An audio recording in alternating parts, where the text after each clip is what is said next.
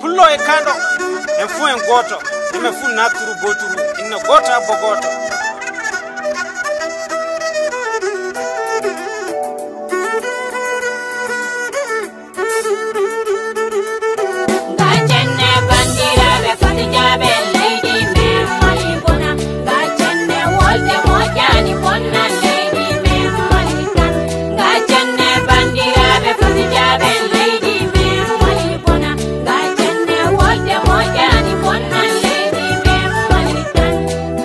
Wari waran gasiga jirna ama maina ama ton teme tegnuo cheko chele nuo cheko chele ko wari waran gasiga jirna ama maina ama ton teme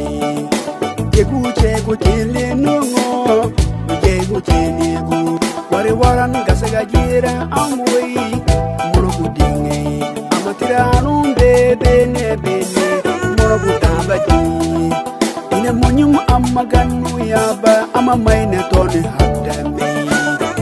Gogu kaya lidi ajeng komerenu Gajenne bandira be fatijabe lady me malibona Gajenne wolte mojani bonna lady me malikan Gajenne bandira be fatijabe lady me malibona Gajenne wolte mojani bonna lady me malikan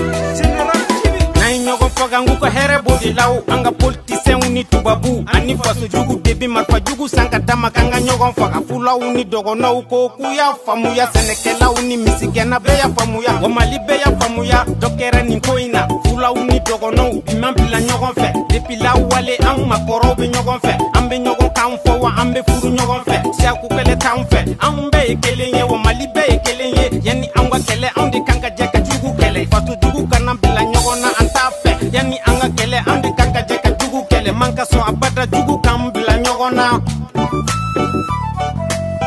Gajenne bandira be fatijabe lady me malibona Gajenne wolte mojani bonna lady me malikan Gajenne bandira be fatijabe lady me malibona Gajenne wolte mojani bonna lady me malikan Yo Allah danwe ya Allah danwe sare seitane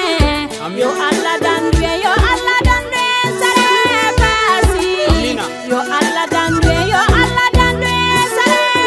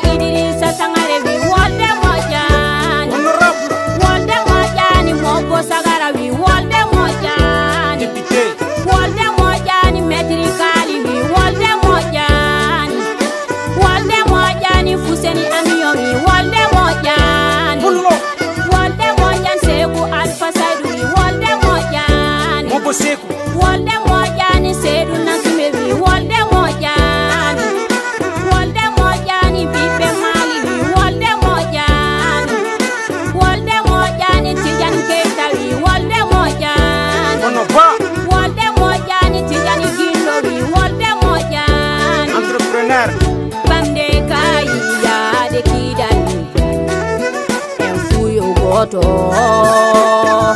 inna goto baba wolde mojani bandiraɓe wolde mojani salmini Mamadou Diadji Ba e Demba Yatasay. Merci à Demba Maïga de Bankas et Daouda et Adriano Famandé. Merci à mon grand frère Bilali Djanda et Tidjane Guindo, le grand entrepreneur. Sans oublier honorable Idrissa Sangaré et Djazé Sangaré pour les financements.